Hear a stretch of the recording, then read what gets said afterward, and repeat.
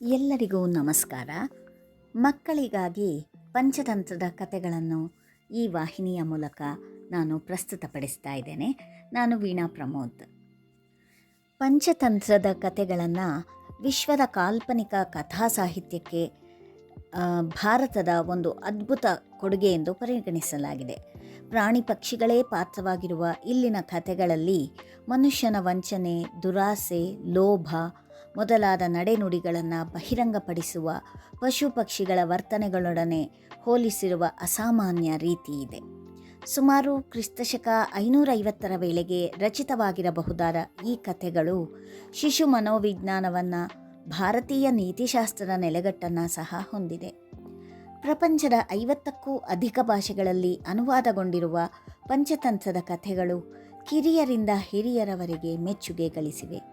ತತ್ವಶಾಸ್ತ್ರ, ಮನಃಶಾಸ್ತ್ರ, ರಾಜ್ಯಶಾಸ್ತ್ರ, ಜ್ಯೋತಿಷ್ಯ ಹಾಗೂ ಮಾನವ ಸಂಬಂಧಗಳ ಕೆಲವು ಮುಖ್ಯ ವಿಚಾರಗಳನ್ನು ಒಳಗೊಂಡ ಈ ಕಥೆಗಳು ಅಂತಿಮವಾಗಿ ಮಾನವನ ದೈನಂದಿನ ಬದುಕಿಗೆ ಸೂಕ್ತ ಮಾರ್ಗದರ್ಶನವನ್ನು ನೀಡುವಂತಿವೆ.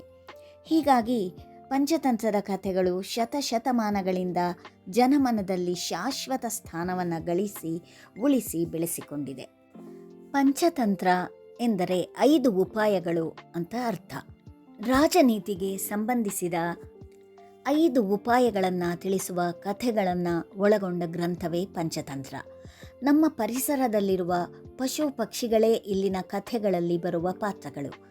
ನೆಚ್ಚಿನ ಗೆಳೆತನವನ್ನು ಒಡೆಯುವುದು ಮಿತ್ರಭೇದ, ಒಳ್ಳೆಯ ಗೆಳೆಯರನ್ನು ಗಳಿಸುವುದು ಮಿತ್ರಲಾಭ, ಸಹಜ ಶತ್ರುಗಳ ಒಡನಾಟದ ಅಪಾಯ ಕಾಕೋಲುಕೀಯ, ಕಳೆದುಕೊಂಡುದನ್ನು ಮತ್ತೆ ಸಂಪಾದಿಸುವುದು ಲಬ್ಧ ಪ್ರಣಾಶ, ಆತುರದಿಂದಲೇ ಅನರ್ಥ, ಅಪರೀಕ್ಷಿತ ಕಾರಿತಂ ಎಂಬ 5 ರಾಜನೀತಿಗಳನ್ನು ಇಂತಹ ಕಥೆಗಳ ಮೂಲಕವೇ ತಿಳಿಸಲಾಗಿದೆ. ಪಂಚತಂತ್ರದ ಕಥೆಗಳಿಗೆ ಒಂದು ಹಿನ್ನೆಲೆಯನ್ನು ಹೇಳಲಾಗಿದೆ. ಬಹಳ ಕಾಲದ ಹಿಂದೆ ಅಮರಶಕ್ತಿ ಅನ್ನೋವಂಥ ಅರಸ ಮಹಿಳಾರೋಪ ಅನ್ನೋ ರಾಜ್ಯವನ್ನು ಆಳ್ತಾ ಇದ್ದ. ಅವನು ವಿದ್ವಾಂಸನೂ ಶೂರನೂ ಆಗಿದ್ದು ಸಭಿಕರ ಪ್ರಜೆಗಳ ಪ್ರೀತಿಗೆ ಪಾತ್ರನಾಗಿದ್ದ. ಅವನಿಗೆ 3 ಪುತ್ರರಿರ್ತಾರೆ. ಅವರು ಶುದ್ಧ ಸೋಮಾರಿಗಳು. ವಿದ್ಯಾರ್ಜನೆಯಲ್ಲಿ ಅವರಿಗೆ ಆಸಕ್ತಿನೇ ಇರಲಿಲ್ಲ. ಮಕ್ಕಳ ಈ ಸ್ಥಿತಿಯನ್ನರಿತ ರಾಜನಿಗೆ ಬಹಳ ಚಿಂತೆಯಾಗತ್ತೆ. ತನ್ನ ನಂತರ ರಾಜ್ಯದ ಗತಿಯೇನು ಅಂತ ಅವನು ಯೋಚಿಸೋಕೆ ಆರಂಭ ಮಾಡ್ದ. ತನ್ನ ರಾಜ್ಯದಲ್ಲಿ ತನ್ನ ಮಕ್ಕಳನ್ನು ಸರಿದಾರಿಗೆ ತರುವವರು ಯಾರೂ ಇಲ್ಲವೇ ಅಂತ ಅವನು ಮಂತ್ರಿಗಳನ್ನು, ಆಸ್ಥಾನ ವಿದ್ವಾಂಸರನ್ನು ವಿಚಾರಿಸಿದ. ಅವರು ಯಾರೂ ಆ ಕಾರ್ಯಕ್ಕೆ ಮುಂದಾಗಲಿಲ್ಲ. ಆಗ ವೃದ್ಧ ಮಂತ್ರಿಯೊಬ್ಬ ಪಂಡಿತ ವಿಷ್ಣು ಶರ್ಮರ ಹೆಸರನ್ನು ಸೂಚಿಸ್ತಾನೆ. ಆತ ರಾಜನೀತಿ ಶಾಸ್ತ್ರ ವಿಶಾರದನಲ್ಲದೆ ಮಹಾವಿದ್ವಾಂಸನಾಗಿದ್ದಾನೆ. ಅವನು ಒಪ್ಪಿಕೊಂಡರೆ ನಿಮ್ಮ ಮಕ್ಕಳನ್ನು ಸಮರ್ಥರನ್ನಾಗಿ ಮಾಡಬಲ್ಲ ಅಂತ ಹೇಳ್ದ. ಅಮರಶಕ್ತಿಯು ವಿಷ್ಣು ಶರ್ಮನನ್ನು ಭೇಟಿ ಮಾಡಿ ತನ್ನ ಸಮಸ್ಯೆಯನ್ನು ನಿವೇದಿಸಿಕೊಂಡ. ಅದನ್ನು ಪರಿಹರಿಸಿದರೆ ಕೇಳಿದ್ದನ್ನು ಕೊಟ್ಟು ಗೌರವಿಸುವುದಾಗಿ ತಿಳಿಸಿದ. ವಿಷ್ಣು ಶರ್ಮ ರಾಜನ ಅಪೇಕ್ಷೆಯನ್ನು ಪೂರೈಸೋಕೆ ಒಪ್ಪಿಕೊಂಡ. ರಾಜಪುತ್ರರನ್ನು 6 ತಿಂಗಳ ಕಾಲ ತನ್ನ ವಶಕ್ಕೆ ಒಪ್ಪಿಸಬೇಕು ಅಂತ ಹೇಳ್ದ. ಅರಸನಿಗೆ ಸಮಾಧಾನವಾಯಿತು. 3 ರಾಜಕುಮಾರರನ್ನು ವಿಷ್ಣು ಶರ್ಮನ ಆಶ್ರಮಕ್ಕೆ ಕಳಿಸಿದ. ವಿಷ್ಣು ಶರ್ಮ ಅವರಿಗೆ ಅಲ್ಲಿ ತಾನೇ ರಚಿಸಿದಂತಹ ಪಶು ಪಕ್ಷಿ ಪ್ರಾಣಿಗಳ ಸ್ವಾರಸ್ಯಕರ ಕಥೆಗಳನ್ನು ಹೇಳಿದ. ಆ ಮೂಲಕ ರಾಜನೀತಿಯನ್ನು ಕಲಿಸಿದ. ಅವರನ್ನು ಸಮರ್ಥ ರಾಜಕುಮಾರರನ್ನಾಗಿ ಮಾರ್ಪಡಿಸಿ ಅರಸನಿಗೆ ಒಪ್ಪಿಸಿದ. ಅಮರಶಕ್ತಿಗೆ ಅತೀವ ಆನಂದವಾಯಿತು. ವಿಷ್ಣು ಶರ್ಮನನ್ನು ಸುವರ್ಣಾಭರಣ, ಧನ ಧಾನ್ಯಗಳಿಂದ ಸತ್ಕರಿಸೋಕೆ ಬಯಸ್ದ. ಆದರೆ ಆತ ಅದನ್ನು ಯಾವುದನ್ನೂ ಸ್ವೀಕರಿಸಲಿಲ್ಲ.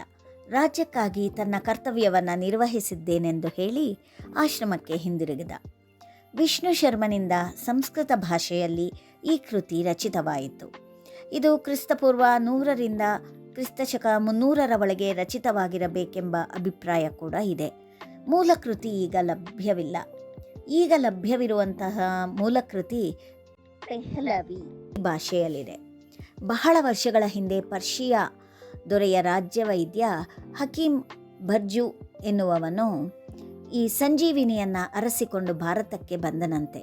ಅವನು ಪಂಚತಂತ್ರವನ್ನು ಓದಿ ಪ್ರಭಾವಿತನಾಗಿ ಅದನ್ನು ತನ್ನ ದೇಶಕ್ಕೆ ಕೊಂಡೊಯ್ದು ಪೆಹ್ಲವಿ ಭಾಷೆಗೆ ಭಾಷಾಂತರಿಸಿದನಂತೆ.